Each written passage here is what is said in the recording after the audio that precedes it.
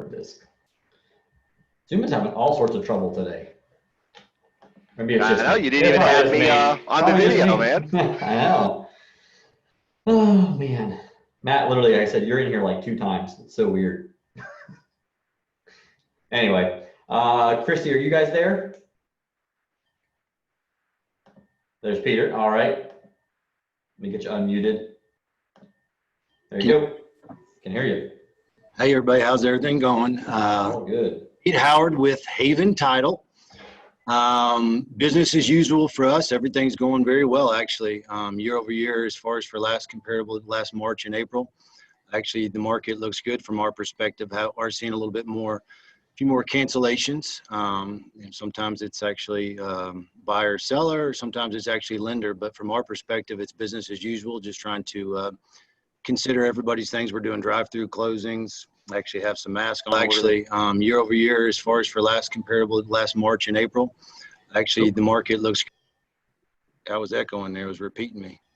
I don't know what happened. I'm telling you. Oh, sorry about all that. It's all good. Actually, I had a call today with our underwriter, First American, and we're going to be implementing or kind of getting involved with kind of a search tool that's going to be really powerful. And hopefully next month I'll have some documentation and some stuff that I can send out and possibly put up here on the website. It's kind of like, it's hard to describe. It's almost like the MLS on steroids, but not stuff that's not on the market. You can actually visualize a certain area. You can see they have a software that actually looks as far as for how much equity they might have in the home. That's going to be really, really beneficial, I think, to a lot of our investors. We are 70% of our business is investor based. So we're very well versed in all this, probate cases, things along those lines. So again, we have 4 closers that combine for over 80 years of experience within the title industry. So we're ready and willing and pretty much doing anything we can just to get stuff closed. So feel free to reach out to us with any questions, whether or not you use us or you do not use us, if you'd like a second opinion. We appreciate the opportunity. Sounds good. I'm just making a quick post here on Facebook since I can here. Bear with me for a second.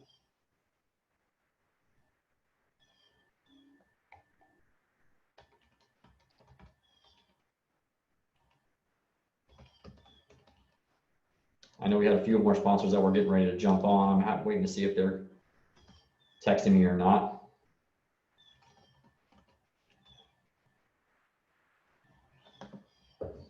Let's see. You're good. Okay.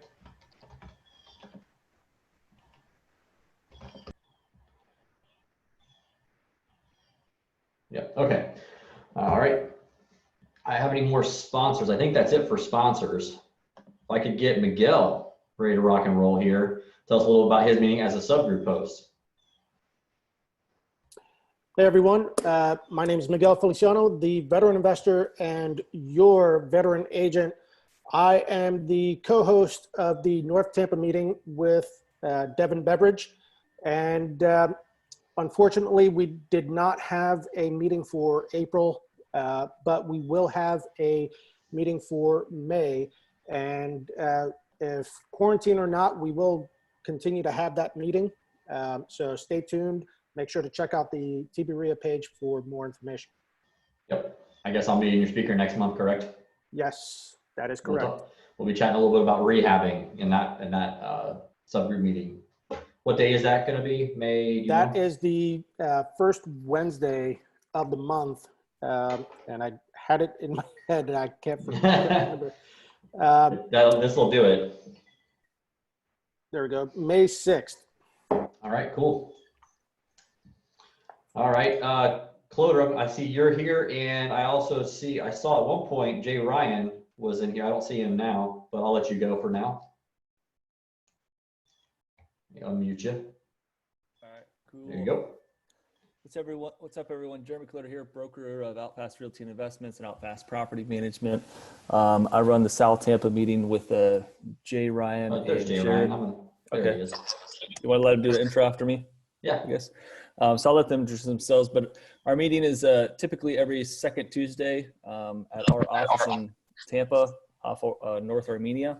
I will be hosting, I believe on the 29th of this month, a property management kind of introduction. If you want to hop on TBREIA, I think sent out an email a couple days ago. But we'll be doing that. And so yeah, if you're a real estate agent or thinking about getting your license, we'd love to have you. On the management side, if you have rentals, we're currently managing about $17 million worth of assets on a daily basis, on pace to hit about $25 million by the end of the year. So whether it's a single family or apartment building, we can help you guys out with that. And just want to be an additional resource for you. Thanks. Cool. Okay, Ryan, what about you guys? I can unmute you if you want to jump in. What is going on here? I swear. I quit.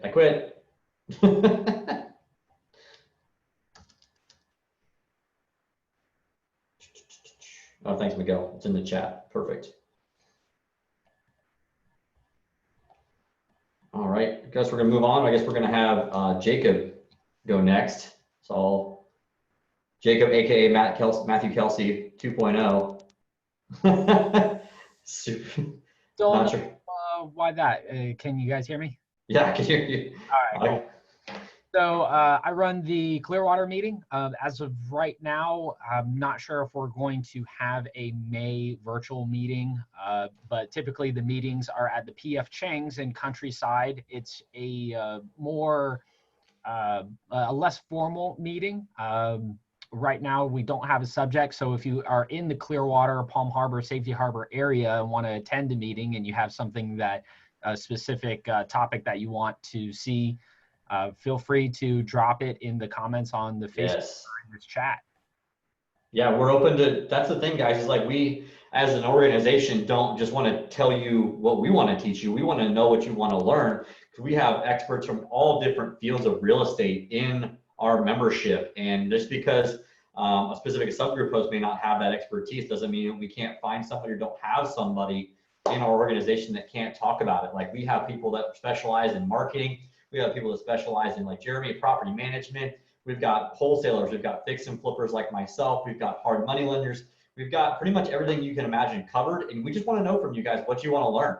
And, you know, if I don't know it, somebody else knows it. If Jacob doesn't know it, we can find somebody. It doesn't matter. And if, you know, we have speakers that come to our main meetings from all over the country as well. So like we are a very diversified group. Like last month we had a really great main meeting speaker. Unfortunately, again, it was virtual, so it wasn't as powerful, but we had, you know, Roddy Garcilazo from Chicago, who is known as the Rehab Depot, man. He is a beast, and he was really amazing.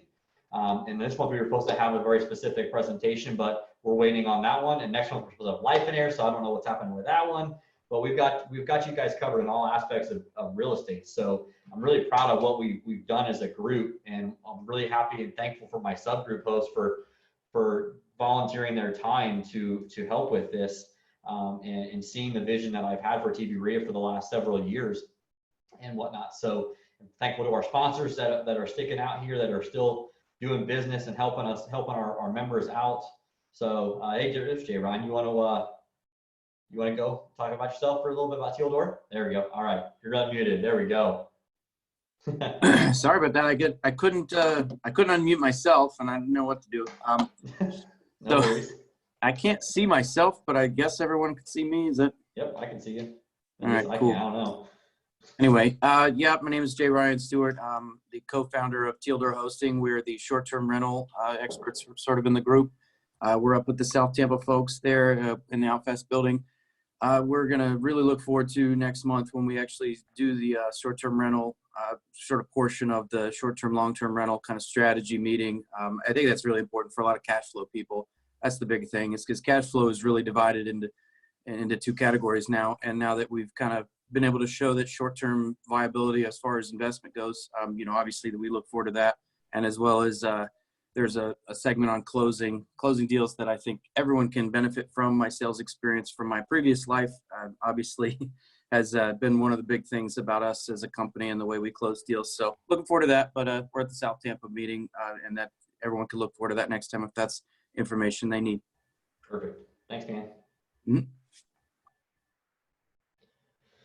All right, so like I was trying to, I don't know if you guys heard or not, because I don't remember when I actually became unmuted. But tonight we are going to talk about wholesaling 101. And for the most part, I don't really have some sort of formal presentation for you guys. I wanted to really just talk a little bit about my experience with wholesaling and some tips and tricks and some of the mechanics of a wholesale deal. And then I really want to open it up to quick Q&A more than anything, because there's a lot of information about wholesaling. There's a lot of bad information about wholesaling that's out there. There's all sorts of new gurus, I feel like, popping up daily, weekly, that are just like giving a lot of terrible information about what their job is, what their role is as an investor, if you will. I personally don't believe that wholesaling is investing. I know a lot of people do believe that. I just don't. I believe that wholesalers are a very critical aspect of real estate investing, but I would not call a real estate wholesaler an investor personally. I would call them a marketer. They're literally a marketing company that helps with having end buyers find good deals for themselves. And so what I mean by that is essentially wholesaling is where you as an investor or a wholesaler are out there scouring the marketplace, trying to find off-market properties of sellers that are in distress. And so, all right, let's see here, that should be good. We will definitely touch on this, Miguel. So, basically wholesaling is you find an off-market property from a private seller. You have marketed via direct mail. You've marketed via knocking on someone's door, cold calling them, your website. There's so many different marketing strategies. We can go into some of those a little bit deeper later.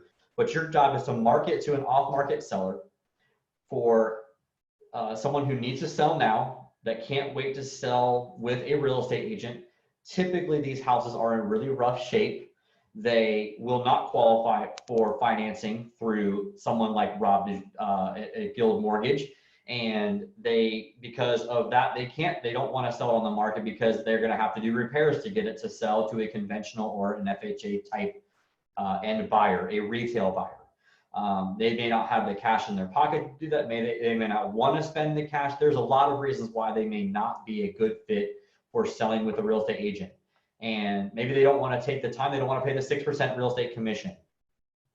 Because if you have a crappy off-market or a crappy house and you sell it with an agent and you sell it for market value, you're still paying 6% or 5.5%, depending on your agents, to sell that house, when sometimes it's just beneficial to go directly to an off-market seller or a buyer like myself, like some of you that are on this chat, and some of you are watching on Facebook. And your job is to negotiate the best deal possible for yourself, for the seller, and for your end buyer. And your job is essentially as a middleman or middlewoman to facilitate a transaction, which in legal terms and according to the Florida real estate law is something that's a very big topic. Is it legal or not? Which we can get into that later too. So you guys want to ask me about that later. It is legal, but we'll talk about that more later. And your job is to then take that property that's under contract that you have we typically use a Florida realtor contract or a 3-page contract. It's a more simple version of that. We take that contract, we have what's called an assignability clause in it. We then find an end buyer like me or someone that wants to either rehab the house or wants to, wants to buy it as a rental property, and then they assign their interest in that contract. So they're basically assigning that piece of paper, that contract, to the end buyer for what's known as a wholesale fee, aka an assignment fee. You go through a title company such as Old Tampa Bay Title or Haven Title that are our sponsors, and you close and you make your money. And your assignment fee is whatever you can negotiate between you, the seller, and the buyer. And so I've seen assignment fees, or I should say I've done assignment fees as low as $1,100, which is not a sexy number, but it was a number to get the deal done, all the way up to just shy of $30,000 is our biggest wholesale fee that we've done over at OutFast. And I know people have done bigger deals than that, and that's great, but there's a morally ethical code that I kind of stand by that some people don't agree with, but I digress and whatnot. So there are a lot of mechanics that go into wholesaling. There's a lot of intricacies of wholesaling, just like there is any type of business out there, whether it's, you know, you're selling widgets, like something like this, like I play with when I'm on my Zoom calls, because that's what I do. Or you're selling cars, or you're selling real estate. It's legitimately all the same process. It's just there's different terminology and a little bit of a different thing. It's all sales. Wholesaling 101 here, guys, for you is you guys understand that wholesaling is a sales process. It is a marketing and sales process. It is not really investing in real estate, because what's cool about wholesaling is that you never have to actually buy the house yourself with your own cash. And that's what makes wholesaling so, what's the word I'm looking for? So appealing for people that are looking to get started in real estate as an investor, to build capital to actually become a fix and flipper, or become a buy and hold investor. And because you can essentially flip that contract, flip that piece of paper with no money out of your pocket, that's where you've always heard these seminars that are teaching you, you know, flip real estate without using any of your own cash. Well, this is the mechanism that they're talking about. They're talking about wholesaling and flipping paper is what it's also known as. So if you guys, again, have any questions, please be sure to ask them in the Facebook group. If you're watching on Facebook, or if you're here on there, make sure you guys are using the group chat. And so here's what I'm going to tell you guys what I love about wholesaling and what I hate about wholesaling. What I love about wholesaling is that you can get fast cash in your pocket within just a few months of you starting your wholesaling business. That is the biggest thing. And what's really cool about it is it is a very predictable business if you are tracking your numbers, if you are treating it like a business. One thing I absolutely hate about wholesaling is why I really don't like doing it as much as I have in the past. And that's simply because it is a job, and it is not an easy job. As soon as you turn off your pipeline of marketing for sellers and for buyers, your business dries up. That's why, as I've grown as a real estate investor and an entrepreneur, I have really gotten to the point where, you know, Tyler Sheff, if he was to watch this tonight, or Rod Cleef, who I've talked to and interviewed and befriended over the years, would be very proud of me for getting out of the wholesaling business for the most part and getting into the idea of buying and holding. Because I'm sorry guys, but fixing and flipping is also a job, but in my opinion, it's more fun. I personally have more fun fixing and flipping than I do wholesaling, because I am actually making something that looks like total shit, and then in a couple of months turn it into a beautiful product to sell. And that's what I like, why I like fix and flipping better than wholesaling. That's just my personal preference. I have guys that I've worked with that are wholesaling monsters and machines, and they just love wholesaling. And there's no disrespect to that, right? I think it's a great way, like I said, to run a business. It's just not my particular favorite thing. I hope that makes sense to you guys. So why I did put this on Facebook, and I will touch on this, because obviously the market has shifted quite a bit, right? The market is crazy. People are asking what to do, and I totally get it. And Miguel asked me to touch on this, and I absolutely wanted to touch on this. And so with the coronavirus being what it is, wholesaling is going to be the #1 real estate investing strategy going forward for the foreseeable future. There are going to be a lot of people who are going to be in a financial bind that weren't struggling or weren't concerned about their property just a couple months ago. And they're going to be having bills that are coming due, and the stimulus check of $1,200, sorry guys, that's just not going to do anything for anybody. Like, that's going to get them by for a very short window. I mean, I don't know about your guys' mortgage payment, but my mortgage is a lot more than $1,200 a month. And most people, between mortgages or rent and grocery bills and phone bills and insurance and all that other stuff, is a lot more than $1,200 a month. I don't care what tax bracket you're in. And so it's going to be a very lucrative thing, where there's going to be a lot of opportunity out there. And so there are going to be motivated sellers that are going to come out of the woodworks for this. And it's kind of what we in our inner circles have been talking about, looking forward to for a while as a business owner. Now, me personally, as someone who cares about other people, it's definitely a tough business, because we know that there's opportunity, but there's also going to be a lot of people who are going to get screwed and are going to be going through a rough patch. And it's our job and your job as a wholesaler to help solve that problem and not necessarily take advantage of them, because there are a lot of wholesalers out there who literally their mindset is, I'm going to take advantage of an opportunity and I'm going to screw people over. I know that seems crazy, or that's where unfortunately investors get a bad rap, and it's just the nature of any business. I know that every business has bad people. And when I was in the pool business 7+ years ago, there were scumbags in that business too. It's just every business has them.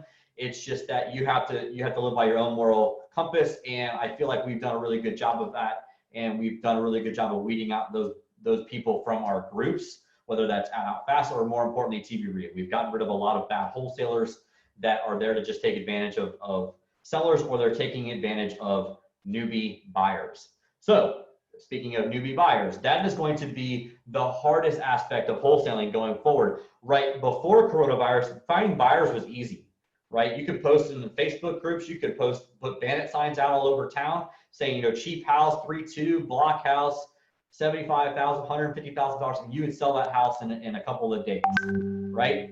And so, but now buyers are going to be harder to come by, while sellers are going to be everywhere. It's going to be exactly the opposite of what we've had going on the last few years. So I think wholesaling is going to just literally get flipped over. So the real buyers are going to show up. The ones that can actually close on deals are going to make a killing in the future, as well as the wholesalers that are experts at finding those real buyers. So if you are a real buyer and you can close on a deal, in my opinion, you are going to be able to make a lot of money in the next 12 to 18 months. And whether you're a buyer or you're a wholesaler, you guys are going to make a lot of money. And the ones that have been preparing for something like this are going to be the ones that are the most successful, both as an investor, as a buyer, and as a wholesaler. So a lot of people have been contracting at this point. A lot of wholesalers have shut down operations, and it is the absolute opposite of what they should be doing. They should honestly be ramping up their marketing right now, finding sellers, because let me tell you this, and this is a secret that's not told in the guru courses that blows my mind.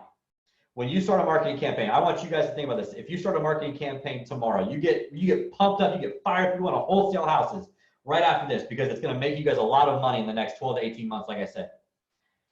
And after a month, you're like, well, wait a second, Greg's not going to make all this money. Where are the deals? Well, if you start your marketing tomorrow, you should not expect to start closing checks for 3 to 6 months still. And that's the biggest thing I have with these supposed real estate gurus out there that are teaching all this stuff. Oh yeah, just throw a bunch of money at marketing and you're going to start making money hand over fist. Well, I'm sorry, but marketing takes time to get out. It takes time to be seen. It takes time for you to build social proof, which we can go into if you guys want to know what social proof is. And it takes time for you to actually vet those sellers, them to vet you, meet with them, put them under contract, find your buyers. You guys can't see me, I'm counting as I'm doing this. I realized there are a lot of steps that are going to take place where it might take you time to build some momentum to actually start closing some deals. So a couple of the questions that we got asked here. Is it hard to get all the right paperwork and contracts done the right way to protect yourself if you find a wholesale deal? Don't know a thing about it. No, they're not, because I offer them for you. The contracts that we use, guys, any realtor for the purchase and sale agreement can provide that for you. It is a 12-page document these days. And it literally has the assignability clause in it. You don't really have to do anything fancy with it. And the assignment of contract is a 1-page document that you can get. Super simple, guys. It's not, the contracts are one of the easier parts of the business. And we have a 3-page contract as well. I do have a course on this too. But there is, the right paperwork is very easy to find, Rob. Jeremy Cloder asked, if you could give 3 tips to a wholesaler, what would it be? 3 top mistakes that I've made. Well, I could give you lots of mistakes. But the 3 tips to a wholesaler that would be is, number 1, this business is not easy, even though it's taught that this is easy. So having the mindset that you're not just going to walk in and become a superstar overnight is one thing. So get your mindset right that this is not an overnight success business. Unless you have lots and lots of money to just throw at a marketing campaign and just hope something sticks, you're going to have a hard time with this business. Okay. And along those lines of tip number 2 is that you need to hone your skills as a salesperson. We've been going through some sales training at Outfast Realty. So if you're a real estate agent and you're looking to get some really good sales training, we have amazing sales training as part of our brokerage. And we've been doing that because I've been trying to harp on it to our agents that you can do all the marketing in the world. You could be the absolute best marketer. You could find the absolute best list to market to today. You know, maybe you're just a marketing genius and you've decided, I'm going to take my marketing skills that I know from my current business and I'm going to translate it into finding motivated sellers. Okay, great. If you suck at sales, I don't care if you have 100 leads coming in a day. If you can't figure out how to have a proper sales process to close those deals, you're done. So tip number 2, in my opinion, would be to get to be a master of sales. Marketing is great, but marketing without sales is worthless. Sales without marketing is also worthless. You have to be able to marry those 2 together. Yes, absolutely, Jay Ryan. Everything is sales. Everything is politics and everything is sales. 100% agree. So if you're out there marketing and you've got leads and you can't close them, what freaking good was it spending $10,000 in a marketing campaign if you can't close them? That's the thing. So I've been telling my agents, get to become a master of sales. So when you guys turn on the marketing in a month or 2, once they kind of get a better handle on the sales part, they're going to separate themselves from 99% of wholesalers or real estate agents out there. Because one thing I will tell you guys, when I got in this business, was my biggest pet peeve. I just wrote a blog article about it that will be going out next week. Was my biggest complaint when I first got in as a fix and flipper was that the incompetency of real estate agents in their sales skills. Like, I came from a company where I was in sales. I was a pool guy. I had to sell my company day in and day out as the best service in all of, or I was in Pinellas County, so all of Pinellas County. And like, I understood the value of sales getting into this business, and these realtors were just incompetent. And I'm not knocking realtors, but I kind of am, because the majority of them suck at sales. So if I would say number 2 is literally become a master of sales and then become a master of marketing. There is definitely a process for that. Number 3 tip I would say is be consistent. So, and I've told this from day one, and it's one of my biggest pet peeves of teaching a wholesaling boot camp, and is that people get very gung-ho after coming to my boot camp, because it's very, very good. The boot camp is everything soup to nuts, A to Z from wholesaling. But what happens is they're like, I asked them straight up, I'm like, you have to come up with a marketing budget that is going to be something that you can literally throw away and it's not going to affect your day-to-day for the next 6 months. So if you can't live on giving up $500 a month for a marketing campaign, then you should not spend $500 a month for the next 6 months on a marketing campaign. And because let me say this properly here. If you guys don't have a marketing budget, then you have to be consistent in your guerrilla marketing tactics. And what that means is you have to be an expert and consistent on door knocking, which I know is very difficult right this moment, but you guys can still do driving for dollars. And if you guys don't have a big budget, gas is super cheap right now. Go stock up on some gas, and you guys go drive around and find some ugly houses and write down the addresses. Find out who that person is that owns that property. Either send them a mail piece if you can afford to. If not, find their number and call them immediately. Yep, agree, Christy. It's amazing how the really good wholesalers are the ones that are amazing at sales. But whatever marketing strategy you guys pick, whether it is direct mail, if you have a good solid budget for marketing for direct mail, or if you have a good solid budget for Google pay-per-click, or a good marketing budget for Google SEO or big SEO or whatever, and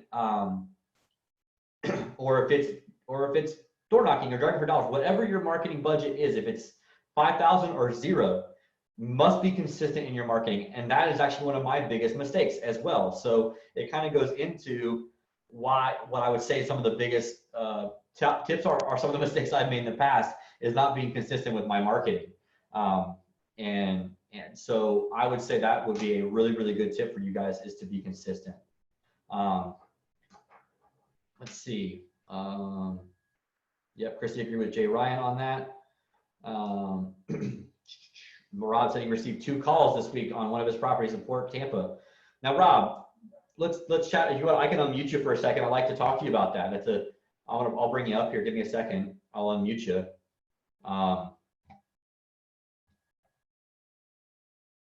Give me a second here. So, all right, yeah. So Rob's there. So Rob, what was their pitch? It was actually pleasant, more pleasant than like some of the other people that have called me. Okay.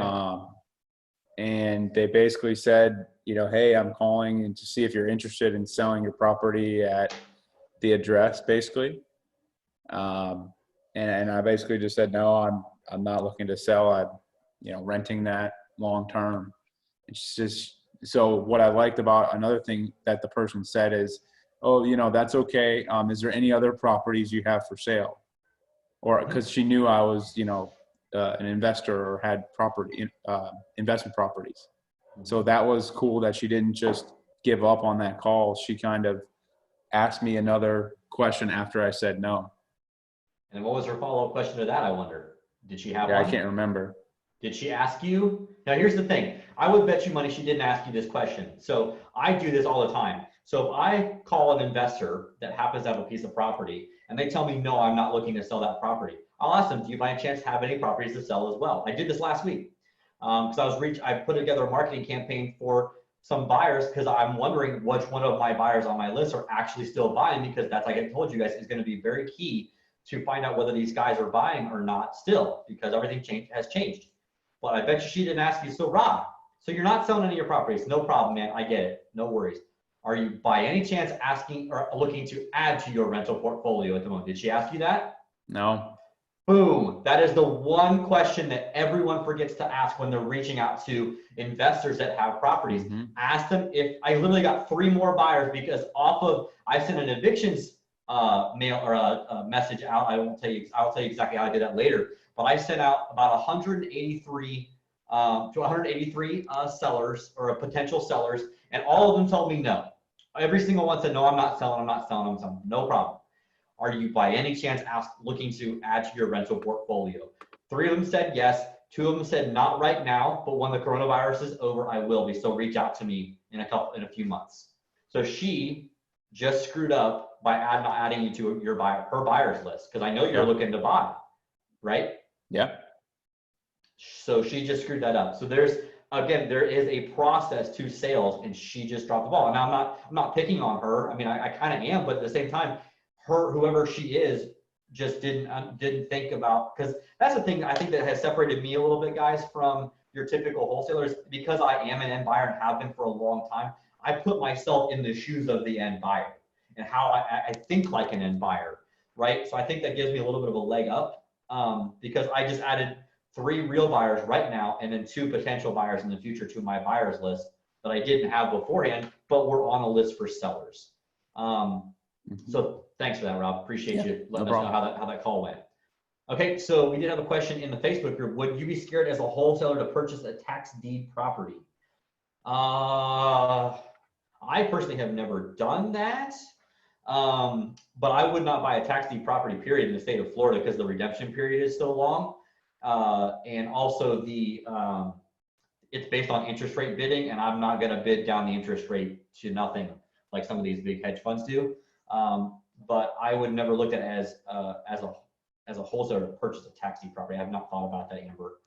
Another question, at what percentage of the ARV are buyers currently buying at post-COVID-19? Well, we're not through COVID-19 yet, but as of right now, I personally am looking at everything as an end buyer at 10% of a discount off of the current ARV or pre-COVID ARV. So if the house was worth an ARV of 200,000, I'm taking 10% off of that. So I'm basically knocking $20,000 off the ARV just as a buffer at this time. And we talked about that on our deployed capital group thing this morning live. If you guys missed that, you guys can go back in the Tampa Bay Real Estate Investors group and see that. And I talked about that because one, it gives us a little bit of a cushion, and B, it gives us another exit strategy. So if for whatever reason the market keeps tanking like it looks like it might, we just don't know yet how deep this thing's going to go. We could turn that property then into a rental. At worst case scenario, long-term rental, short-term rental when that comes back too. But long story short, like that's just what I'm looking at this point. Now that could change in an instant. Like Rob, you were saying, like things are changing daily. Jeremy, you said things are changing daily. We just don't know what we don't know yet, and that's the frustrating part about this is, we've been asked, guys. I can tell you this. I've been on TBREIA for 5 years now. I think 4 or 5 years now. And I've been asked at almost every single meeting from that point on. So Greg, when's the market going to crash? And I know Rick Malero, every year he gives us our market update in January at our main meeting, and he gets asked that question every time too. And we all say we just don't know. No one saw this coming. This is not an economic crisis. This is a pandemic crisis. And so when we come out of this, I have a feeling we might be stronger than ever. But I have a feeling we also will have a big crash, an actual crash, 12 to 18 months after that too. So we'll see. Again, I don't have a crystal ball. So I also thought this market was going to crash in 2017 super hard. And it did. It just got better. So you just don't know. The data can tell you so many things and you can still be wrong, right? Economists are wrong every day. So let's see here. I got a couple other questions too. What's more effective, door knocking or looking for empty houses and sending letters? Well, these days, I'm not a big fan of direct mail, but right now everyone's home. So they're definitely getting your mail. But I would say right now, door knocking is definitely not a good marketing campaign. But I do think driving for dollars is always the best marketing campaign. I've said that since I got in this business, especially for people that are on a very tight budget and don't have a big marketing budget of at least $1,000 a month. I think that they should be doing driving for dollars. And yes, I'm pouring more of the good stuff tonight. Guys, put in the chat what you guys are drinking and what you guys are drinking. Just curious. I haven't had this in a while. So,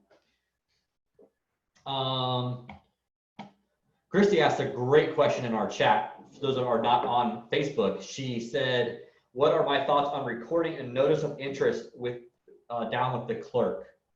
Oh, Jacob, you're such a softie. So that's a good, I've never had to do that, Christy. And yeah, Pete, man, I got some straight rye for you. This is like my go-to. I like a little spice in my bourbon. Matt's making a Bloody Mary. So guys, she asked the question of what my thoughts are of recording a notice down at the clerk. And so what that means is basically I'm taking my interest in a contract. I'm getting a memorandum of interest signed by the seller and myself that says I have an interest in the property. So that way that they can't go backdoor me and sell it to somebody else. Now, I personally have never had to do that. I've never had a seller or a buyer try to go around my back directly to the seller. That was actually kind of a conversation we had in the Facebook group yesterday about me making it requirements for wholesalers to post the address of the group so that's not just an email grab. But the problem with that is that I have built such good rapport with both my seller and my buyers that they're not going to go around me one way or the other. So I've never had to do that, Christy. I know a lot of people like doing that and have made it part of their business. I personally haven't, because I feel confident enough in my skills as a wholesaler to not have to worry about that. Yes, there are snakes out there, but you know, when we're under contract, we're under contract. Yes, thank you. Good. I'm glad you agree with me. Tell that to my wife. A couple other questions. If I was able to get a certificate of title to clear the quiet title suit, yeah, I'd have no problem buying a tax deed sale because you can get them for such good prices for sure. So yeah, that's a good question. All right, so we've got some bourbon being made. We got Matt's making a Bloody Mary. Jacob's drinking water. let's see. Okay. Yeah, so that's a good question. So question is, should a wholesaler get their real estate license? Well, I might be a little biased in this opinion, but I do believe that they should. And the reason I think they should is not for anything. Oh, Amber's drinking red wine. Okay, what kind of red wine? That's a big deal, Amber. The reason I think you should get a real estate license is because of the market that we've been currently in recently, because a lot of these sellers don't need a fast cash, quick close type of an offer. So as a wholesaler, that's the only thing you can offer them. You can offer them fast cash, quick closing, no realtor commissions, blah, blah, blah. Well, a majority of the people that are in the marketplace looking to sell their house don't necessarily need that anymore, because the market had gotten so good that they didn't have that. So if you had your real estate license, you could take the investor hat off and put your realtor hat on, and now you've got a listing potential because you can hit them from both sides. So I don't like pigeonholing myself as someone. Now, I have done that because I'm not licensed, but that's why I own a brokerage, because I really did consider getting my license at some point, because I was literally seeing this. And then Jeremy Cloder and I sat down in my or my old office years ago and said, well, why the hell don't we just open a freaking brokerage and call it Out Fast Realty? And that's what we did. So I can leverage my agents, including Jeremy and Miguel, who's one of them, Jacob, who's one of them, and whatnot, to help with that process. So it's definitely helped us a lot. I would recommend, if you don't hang, if you want to be able to do more than just wholesale, I would recommend you get your license personally. And Rob Isabel just commented in the group, tax deed to get just as much as any auction, you have to factor in the quiet title expense for sure. It will bypass the quiet title process. It only takes about 30 days from start to finish. Yeah, I just don't like personally, and I don't know about you, Rob, if you're buying tax deeds in Florida, I don't like the redemption period. I think that it just takes too long, because you're not getting a whole lot of interest on your money for up to 2 years. I mean, if you're in Alabama, South Carolina, where the redemption period is much shorter, I would consider that.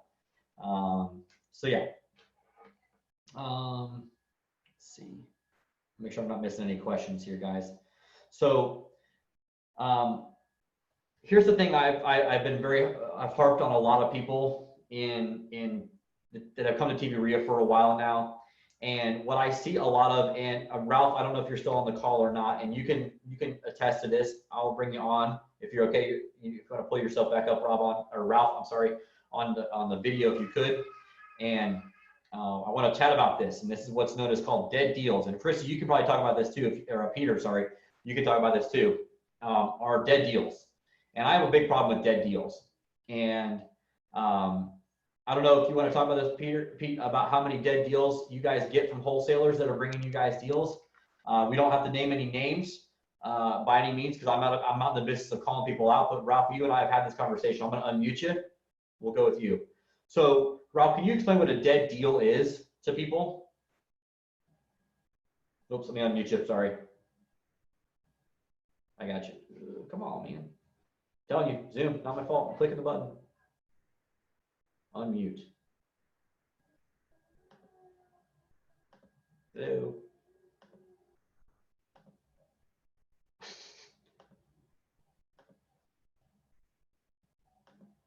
I don't know why it's not letting you unmute. I'm literally hitting the button like 10 times.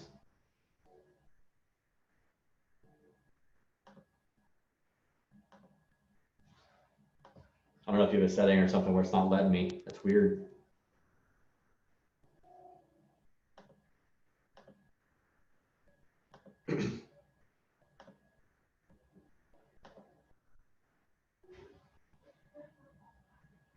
Let's see if I can get you now. Well, while we're trying to get Ralph unmuted here, essentially what a dead deal is where a wholesaler puts a house under contract with no intention to close. I know Rob Isbell's going to love talking about this. And you're basically putting a house under contract with no intention of closing on it. And what people are doing is they're putting these houses under contract, just trying to get under contract to say they have a house under contract. trying to find an end buyer out there that will buy that property for them with their wholesale fee built into it. But the problem is it's not a deal. And they know it's not a deal. And so they go into the deal and they're just hoping they find somebody they're dumb enough to buy that deal, or they're just trying to do what's called a haircut to the seller once they find a buyer that's committing to a specific price. So let me give you an example. If I put a house under contract for $100,000 and I know for damn well that that's not a great deal at that price, but I'm trying to find an end buyer that will pay $110,000 for that same deal. But I get a buyer that comes to me and says, Greg, I can't pay you $110,000 for that, but I will pay you $90,000 for that, and I will close in a week. Okay, great. So now I'm going to go back to that seller and say, you know what, Mr. and Mrs. Seller, my partner or I can't buy that deal now at $100,000. I need to be at $80,000. And so because they didn't do their due diligence or they didn't do the proper steps that it really takes to be a proper wholesaler, in my opinion, now not everyone's opinion, they now have taken that seller that was supposed to walk away with $100,000 is now walking in with $80,000 because they were lazy or they just didn't care to do their due diligence. And so what I was going to bring Ralph on here is because we have a very prominent wholesaler in this town who brags about having a high dead deal rate. And when I found out exactly what it was, because Ralph was their title company, and I found out it was 80% of their deals at going through Ultimate Title were dead deals, I about blew a fucking gasket. Excuse my French. But I lost it. We were sitting at lunch and I just could not believe it. And he brags about that. So there's 80% of people out there getting taken for a ride by this wholesaler, and he's out there killing it, crushing it, blah, blah, blah. And needless to say, we don't work with that person. And neither does Old Tampa Bay. They ended up having to let that person go because they were spending money and time and resources on running title and all that stuff, on all those deals, and they weren't closing. It's unacceptable. So I've always taught, and I want you guys to have this mindset when you guys are doing this properly, because you are offering a very valuable service to a specific part of the marketplace. When you go into a seller appointment and they're telling you all the things that are all the pain points, and you're there and you want to help them, you're there to do the best you can and act like you're actually going to close on that property. So I've always said is like pretend that someone is going to hold a gun to your head and say, if you are going to write a contract up for this property, and if you didn't close on it, the bullet would get thrown through your head. That you were going to go with every single seller appointment, that you had a gun in the back of your head, that if you couldn't close on it, trigger goes off. You analyze those deals and you do your job a lot more efficiently, and you do it a lot more with a lot more integrity. And that's my soapbox for tonight on that, because I'm very passionate about the fact that wholesalers and investors get a bad rap because of that. I will get you in here, Pete, because I want you to chat about that too. So hopefully I can get you to maybe I have to hit you 30 times or something. I don't know here. Give me a second.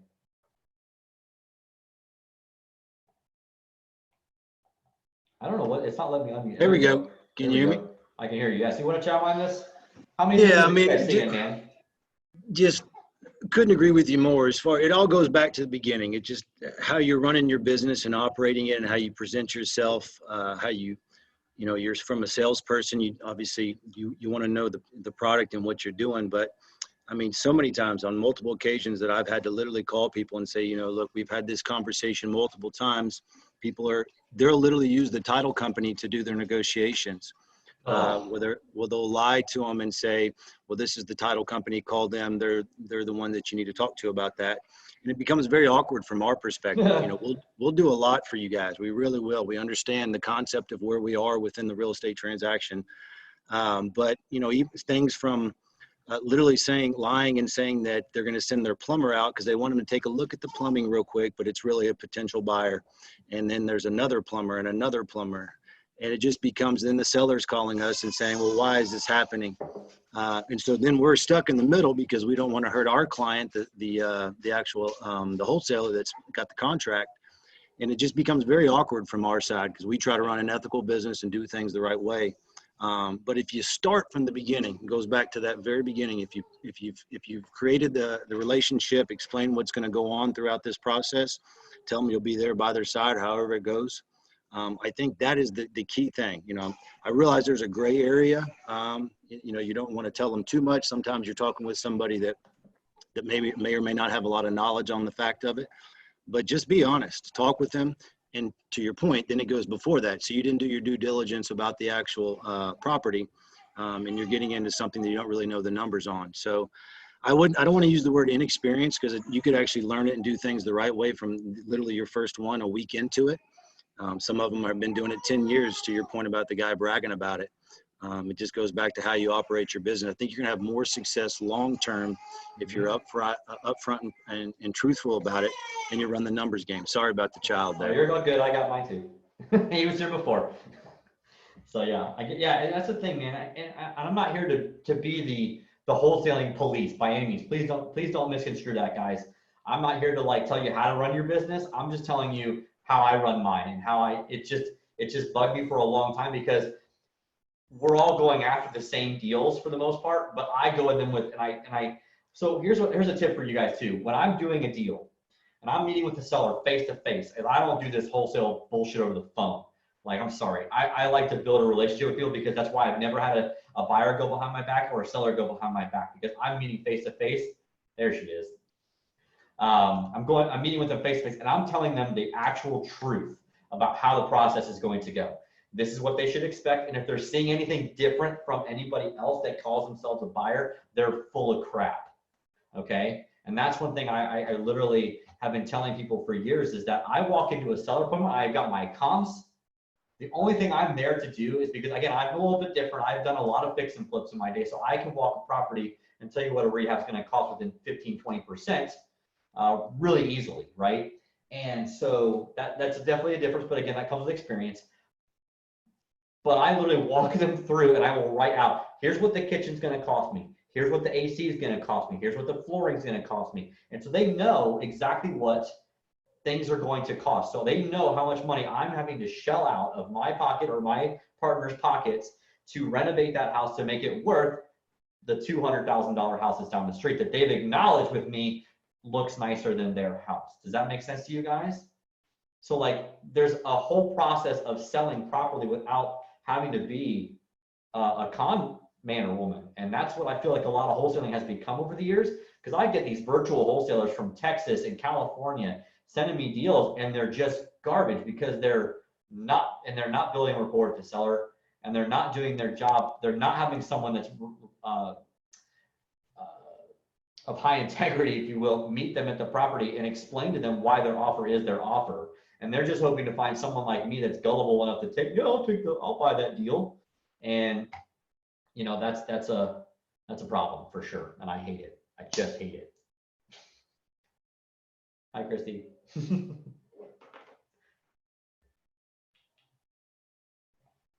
Sam, welcome to the party. I don't know why you can't mute either, Ralph. It's super weird. But anyway, I think we got the point across that I would like you guys to just do this business with integrity, because, you know, investors do have a bad rap in the marketplace. Though, I mean, I don't know if you guys are part of like some of the like your local community Facebook groups, and you see people complain about investors in their groups. It's disheartening to me, because I feel like I put a lot of time, effort, and money into my renovations to make them look really pretty. Jacob, you can attest this. All my agents will attest to how beautiful and well done my rehabs are. And if there's a problem, I will do everything to make sure that that end buyer has a really good product. So I take that to heart when someone complains about investors in their marketplace taking advantage of people. And so you can only do what you can. You can do only what you can do, right? You just gotta you gotta be able to sleep at night. Not me. I mean, I'm not sleeping in your bed. I'm not in your mind. I'm not. You know, you guys have to be able to sleep yourselves. So that is what it is. Let's see. Oh yeah, Rob made a great point in the group too. If someone is days away from foreclosure, please do not give them an offer to buy their house only to try and wholesale it. If you aren't successful in making your quick dollar, then someone suffers a real loss. Plus, when you're days away from foreclosure, it's not as easy as getting calling to get a payoff. Many times I'll have to purchase those by redeeming the title, by bringing a cashier check to the clerk, and just taking a quick claim deed for the property. Oh man, I think I tried to help a wholesaler wholesale that one deal back to Rob way back in the day, maybe 2 years ago now. And Rob was like, "Hey, I've already talked to the seller. They're too far in." And, this wholesaler that brought me the deal to try and help sell the deal was just really trying to pull a fast one on somebody and make a quick buck. And there was no way to save that deal because they were literally days away from foreclosure and it going to the auction. So know your stuff and know how the process works for sure. Thanks for that reminder, Rob, because that's a big pet peeve of mine too. Well, there's that saying, overpromise, don't overpromise and underdeliver. Well, I love overpromise and overdeliver. So know how the process works so you can overdeliver to your client, because your client is the seller and your client is the buyer. And so when I teach in my wholesaling courses, make sure it's a win-win-win. Going back to Michael Scott in the office, make sure it's a win for your seller, a win for you in the middle, and a win for your buyer. All right. So, all right, more questions, guys, for sure. Oh, Ron posted here, I just completed my your wholesaling 101 course, and it was great. I definitely recommend it to anyone who is thinking or wanting to wholesale. Thanks, Ron. I really appreciate that.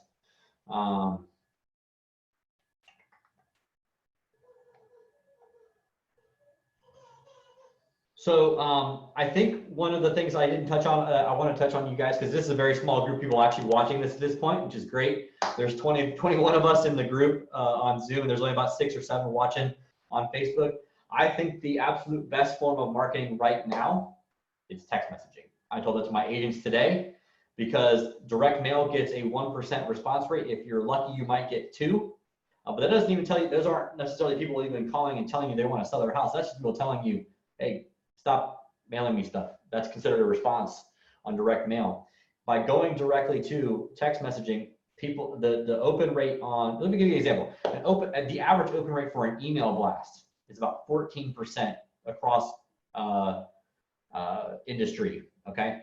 The open rate of a text message is over 90%. So you will get an answer from your marketing immediately from that, okay? And that's why I like text messaging so much, because it's very cheap and it gets directly to the point, and you literally know how to talk to people right out of the gate. I just love it so much.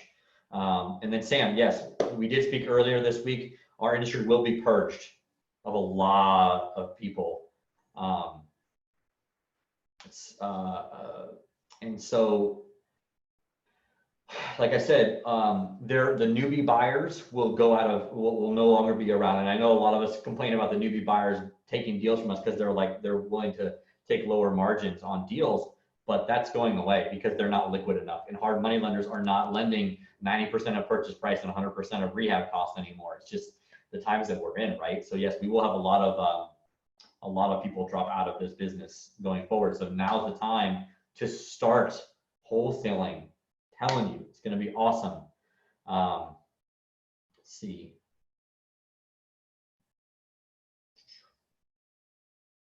Pete asked, what are my thoughts on the dollar amount for earnest on the initial contract? Ooh. So I will talk about that. If I'm dealing directly with a seller, off market, I'm face to face with the seller, I can tell you how many times I have put an earnest money deposit down. Ready? Are you ready? 0 times. I have never put an earnest money deposit or a deposit of any kind down dealing directly with the seller. Because you want to know why? Because I promised to close. That's my consideration. I have never entered into a contract with a private seller without the intention to close.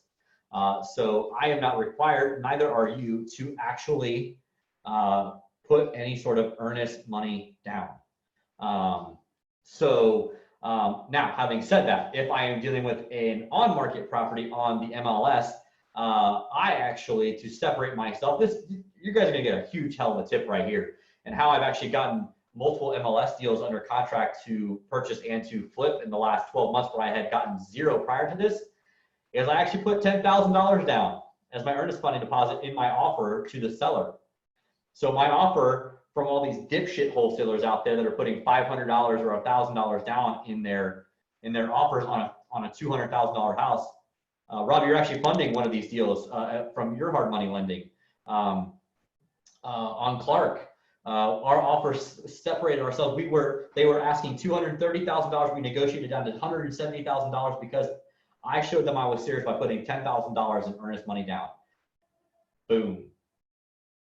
And it literally has gotten me 3 deals off the MLS in the past hang on, let me think, 7 months, 7 months maybe, by offering $10,000 as an earnest money deposit instead of the typical wholesaling company's $500 or $1,000, because it just shows them that I'm dead serious about buying that house. I hope that makes sense. And I'm also offering the same thing, quick closings, blah, blah, blah. All right, let's see. I know I had a, I knew you'd like that, Rob. Amen, preach.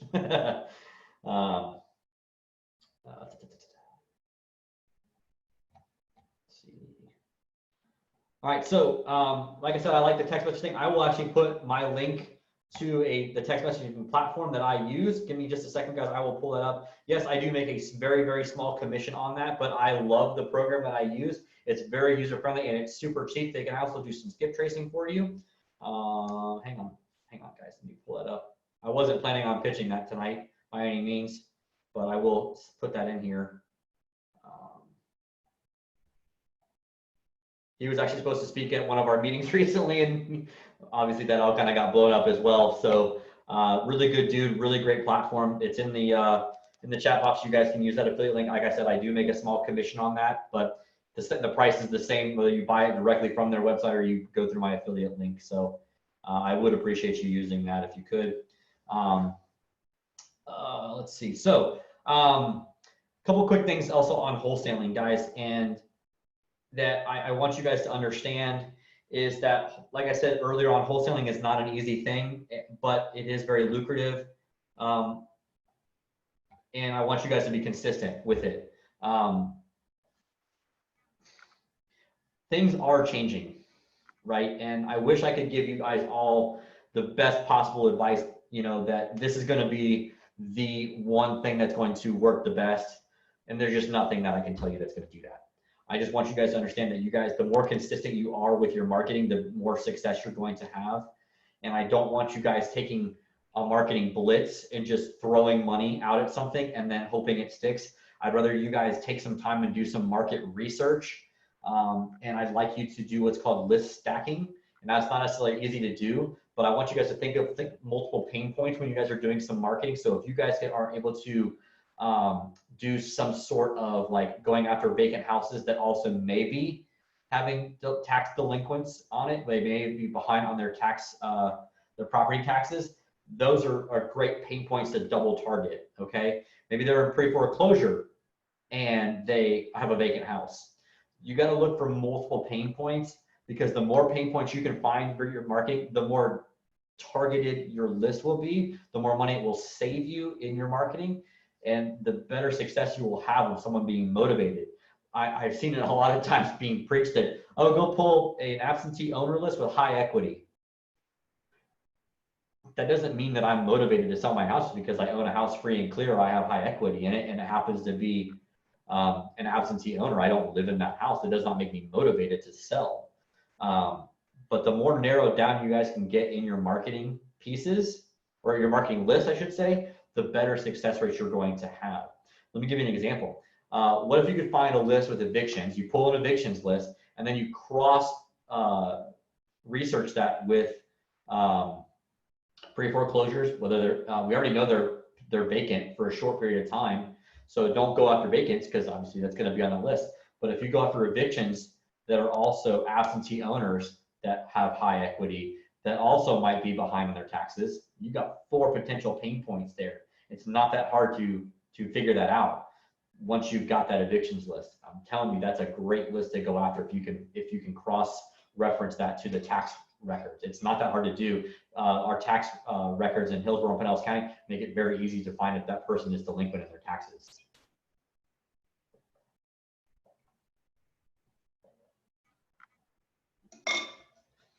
Any other questions, guys? I don't want to keep rambling on about this all night long, because I could do it.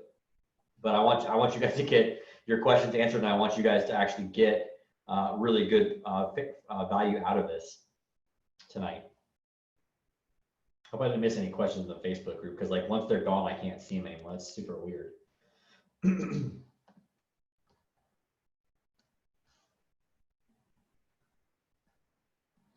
we don't have any more questions. We obviously we can shut off early tonight. Let's see here. Oopsies. Just to make sure I'm not missing anything on my personal page. Hang on, we got one more. Just came in actually. I'm glad I asked. What software is best to find sellers with multiple pain points? That's a great question. I'm not the biggest fan of software to find that kind of stuff. There is some manual work that goes into these lists. Like you guys can go have so I'll give you an example. Jeremy has our virtual assistant, Eileen, every week. I think it's every week, right, Jeremy? You can just comment. I think it's every week she pulls it. She pulls an eviction list every single week. We could actually have her go a little bit further with that, and then take that address and put it into the property appraiser site, and then click the tax link to see if they're current on their taxes. And that's a great way to do it. But dude, I'm telling you, the problem with softwares, right? And let me talk about softwares. Softwares are wonderful, but here's the thing about softwares, guys, is if you can subscribe to a software, that means every other Tom, Dick, and Harry wholesaler or investor out there has access to the same list. So that means that your list is nothing special than the next person that subscribes to that same software. Let me give you an example. Privy is one of those softwares, right? It's an MLS scraper. Everyone has access to that subscribes to it. What's different from that? The difference between what Privy does and say ClickInvest, which is also a sponsor of TBREIA, is ClickInvest actually has an analyst go in and manually analyze that property. You can click submit your offer and bam, it goes out. It's a big difference, right? I love ClickInvest. Big fan of ClickInvest. Bought 3 properties via ClickInvest this last year. Well worth the investment. But software in general, that's just a list provider software, not a big fan of the softwares. I like the data providers and then taking the data that you get and then doing some deep digging manually. Yeah, exactly. Jacob, you're the 8th person to call me. And how many times did you get that when you were cold calling for me? A million. All the time you would get that, right? And so that's why I'm not a big fan of subscribing to softwares. I hope that answers your question, Francisco. So that's why there is some manual labor involved in this too. And that's why we have a virtual assistant. How much do we pay her now, Jerry? Like $4 an hour, $5 an hour? And we don't pay her any taxes and all that stuff. It's freaking amazing. So yeah, I'm not a fan of the softwares, but you know, there are some good softwares out there for list stacking, but that's a whole other topic for another day. That's very advanced stuff. So let's see here. Go back to that. I hope I've answered a lot of questions on wholesale. I hope I gave you guys some good tips tonight.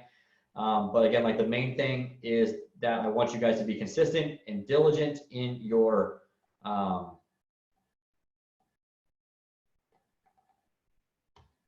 pursuit of off-market deals, whether that's, like I said, direct mail or not. I did put the link in there for my online wholesaling 101 bootcamp that I did give access to a bunch of people and got a lot of great feedback on, made some adjustments to it already. If you guys are interested in wholesaling, that is an online bootcamp. You guys get access to that 24 hours a day, 7 days a week, forever. That is not a monthly ongoing cost. It is a one-time purchase.